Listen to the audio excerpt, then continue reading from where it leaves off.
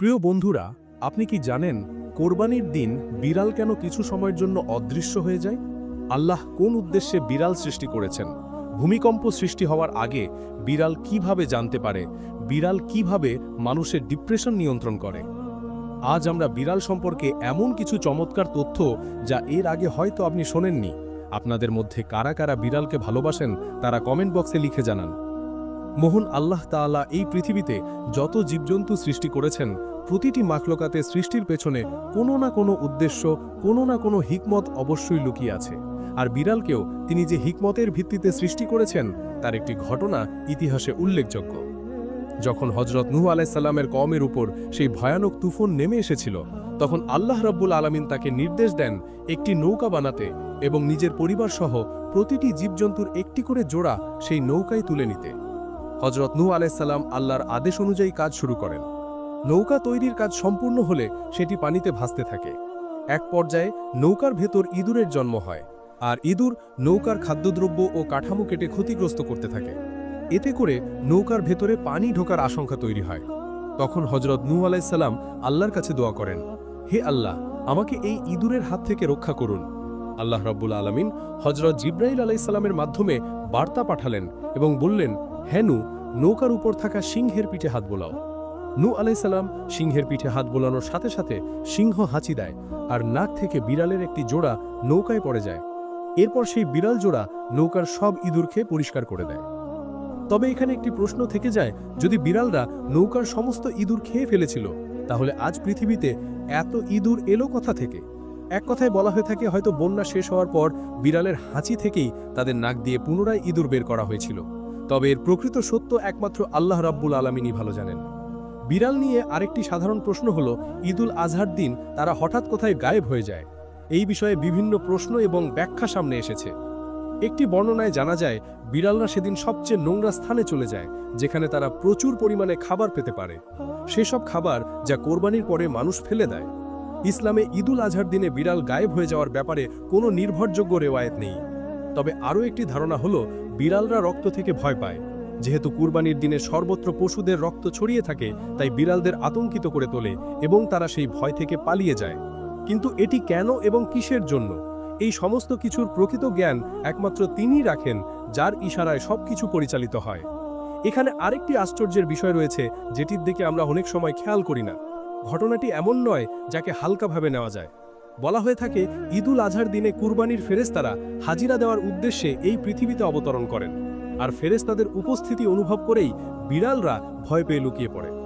আবার অনেকে বলেন, ঈদের দিনে বিড়ালরা কোথাও যায় না, বরং কেউ কেউ দাবি করেন তারা নিজ চোখে ওই দিন বিড়ালদের ঘোরাফেরা করতে দেখেছেন। বিড়াল সৃষ্টির রেফারেন্স রুহুল মানিতে উল্লেখ রয়েছে, ফেরেশতারা সৃষ্টি হয়েছে নূর থেকে, মানুষ মাটি থেকে এবং জিন আগুন থেকে, আর অন্যান্য জীবজন্তু সৃষ্টি করা হয়েছে মাটি ও পানি দ্বারা, এবং সেগুলো মানুষকে বাধ্য করা হয়েছে। জানিয়ে রাখা দরকার, যদি কোনো বিড়াল কোনো খাবারে মুখ দেয় বা কোনো পানি পান করে, তাহলে সেটি অপবিত্র বা নাপাক হয়ে যায় না। মিশকাত শরীফের একটি হাদিসে এসেছে, এক মহিলা হযরত আয়েশা সিদ্দিকা রাদিয়াল্লাহু তাআলা আনহাকে কিছু খাবার পাঠিয়েছিলেন। তখন তিনি নামাজে ছিলেন, তাই সেই মহিলাটি খাবারগুলো রেখে চলে যান। পরে একটি বিড়াল এসে সেই খাবারের কিছু অংশ খেয়ে নেয়। এরপর হযরত আয়েশা রাদিয়াল্লাহু তাআলা আনহা সেই খাবার থেকেই খেলেন। তিনি বললেন, রাসূলুল্লাহ সাল্লাল্লাহু আলাইহি ওয়াসাল্লাম ইরশাদ করেছেন, বিড়াল হারাম নয়, অপবিত্রও নয়, এটি তো তোমাদের চারপাশে ঘোরাফেরা করে। তিনি আর এক জায়গায় বর্ণনা করেছেন, আমি রাসূলুল্লাহ সাল্লাল্লাহু আলাইহি ওয়াসাল্লামকে বিড়ালের খাওয়া পানি দিয়ে ওযু করতে দেখেছি। এমনই আরেকটি হাদিসে এসেছে, কাবসা বিনতে কাব বিন মালিক, যিনি আবু কাতাদা রাদিয়াল্লাহু তাআলা আনহুর শত্রুবধূ ছিলেন, তিনি বর্ণনা করেন, একদিন আবু কাতাদা আমাদের ঘরে এসেছিলেন। আমি ওযুর জন্য একটি পাত্রে পানি দিলাম, তখন একটি বিড়াল এসে পান করতে লাগলো। তিনি পাত্রটি একটু নিচু করে ধরলেন, যাতে বিড়ালটি সহজে পানি পান করতে পারে। আমি তাকে লক্ষ্য করেছিলাম। তিনি বললেন, তুমি কি আশ্চর্য হচ্ছ? আমি বললাম, জি হ্যাঁ। তখন তিনি বললেন, নবী করিম সাল্লাল্লাহু আলাইহি ওয়াসাল্লাম ইরশাদ করেছেন, এই প্রাণীটি নাপাক নয়, বরং এটি তো তোমাদের আশেপাশে ঘোরাফেরা করে। বিড়ালকে ঘরে রাখার ভীতি দিন দিন বেড়ে চলেছে। এই বিষয়ে পশ্চিমা ডাক্তাররা কিছু চমকপ্রদ তথ্য সামনে এনেছেন, যেগুলো ইসলামিক দৃষ্টিভঙ্গির সঙ্গেও অদ্ভুত রকমভাবে মিলে যায়।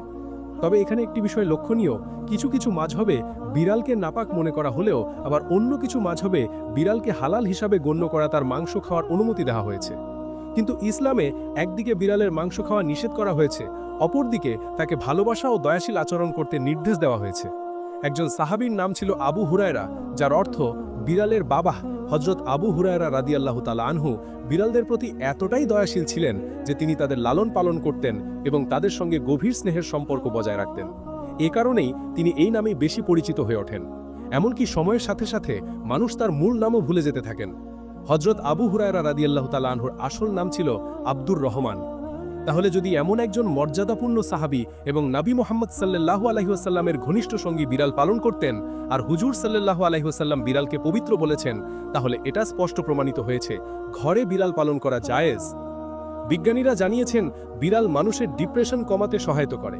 তাই দিন শেষে কিছুটা সময় নিজের বিড়ালের সঙ্গে কাটালে তা না শুধু বিড়ালকে আনন্দ দেয় না, বরং মানুষকেও মানসিক প্রশান্তি এনে দেয়। ফলে বিড়ালকে এক ধরনের প্রাকৃতিক থেরাপি হিসাবেও দেখা যায়। এখন আপনাদের জন্য কিছু বিশেষ তথ্য দিচ্ছি, যেগুলো বিড়াল সম্পর্কে বিশেষজ্ঞদের গবেষণায় উঠে এসেছে। যদিও এগুলো অনেকের কাছে বিস্ময়কর মনে হতে পারে, তবে যারা বিড়াল পোষেন তাদের জন্য এসব তথ্য বেশ উপকারী। বিড়ালের শ্রবণ শক্তি অত্যন্ত প্রখর, আর অবাক করার মতো বিষয় হলো বিড়াল মিষ্টি জাতীয় কিছু খায় না। এটি ঘন্টায় সর্বোচ্চ 31 কিলোমিটার বেগে দৌড়াতে পারে। তাদের দৃষ্টিশক্তিও অত্যন্ত দ্রুত ও সজাগ। আশেপাশের কম্পন, শব্দ বা নড়াচড়া তারা তৎক্ষণাৎ টের পায়। এমনকি ভূমিকম্প আসার 10-15 মিনিট আগেই বিড়াল বুঝতে পারে যে জমিন কাঁপতে চলেছে। বিড়ালদের দেহে ঘাম হয় কেবলমাত্র হাতের পালুতে, শরীরের অন্য কোথাও তাদের ঘাম হয় না। একটি বিড়ালের হৃৎপিণ্ড প্রতি মিনিটে 110 থেকে 150 বার স্পন্দিত হয়। বিস্ময়কর বিষয় হলো বিড়াল যদি 70 মিটার উচ্চতা থেকেও পড়ে যায়, তাহলেও সাধারণত তাদের কোনো চোট লাগে না, কারণ তাদের শরীর অত্যন্ত ফ্লেক্সিবল বা নমনীয় হয়ে থাকে। বিড়াল যখন দৌড়ায় আপনি লক্ষ্য করবেন তার মাথা কখনোই তুলে না। ঠিক এমন নিখুঁত ও নিয়ন্ত্রিত দেহভঙ্গিমা খুব কম প্রাণীর মধ্যে দেখা যায়। আর সবচেয়ে অবাক করা তথ্য হলো প্রতিটি বিড়ালের একটি নাভি থাকে, যা তাদের শনাক্ত করার অন্যতম উপায়। যেমন আমাদের রয়েছে ফিঙ্গারপ্রিন্ট, তেমনি বিড়ালে রয়েছে তাদের নিজস্ব একটি পরিচিতি। বিশেষজ্ঞদের মতে একটি সাধারণ বিড়ালের আয়ু হলো 13 থেকে 17 বছর পর্যন্ত, তবে সঠিক পরিচর্যায় তারা অনেক সময় আরও বেশি সময় বাঁচে। কিন্তু আপনি কি জানেন, দুটি বিড়াল কখনোই একে অপরের সঙ্গে মিয়াও করে কথা বলে না। মিয়াও শব্দটি শুধুমাত্র মানুষের সঙ্গে যোগাযোগের জন্য ব্যবহার করে। তাই যদি আপনার বিড়াল মিয়া করে, বুঝে নেবেন সে আপনার জন্য কিছু বলতে চাইছে।